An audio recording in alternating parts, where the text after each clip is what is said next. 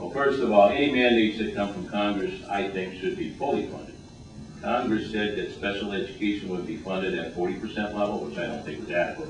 They've only funded at about 17% of the cost. No Child Left Behind has been a disaster. Any mandates coming out of Washington for education need to be fully funded. I don't know that I have to be more specific than that.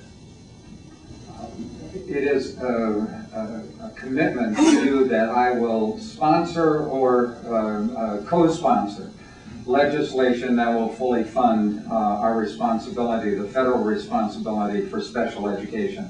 When the Individuals with Disabilities Education Act was passed, as Bob said, it provided for 40% of the funding to come from the federal government. Over the years of that bill, that funding commitment has fallen 315, I think it's something around $315 billion short. Now all of that comes right off the top of the school district funding. Right off the top of the school district funding. Many of you are working on levy referendums here in St. Cloud and in other places.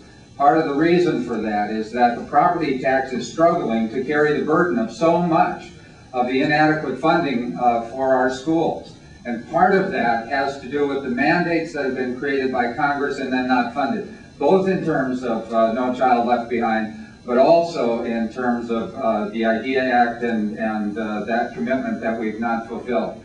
It's about 10.5, a little bit more than that, billion dollars a year that we are shorting our school districts, that they're having to make up. And I think that's wrong. I will work to change that. It's been a number of different initiatives over the years to do that. None of them have been successful. I think it's time that we come together and fulfill our commitment both to those with special education needs, but also to our school districts.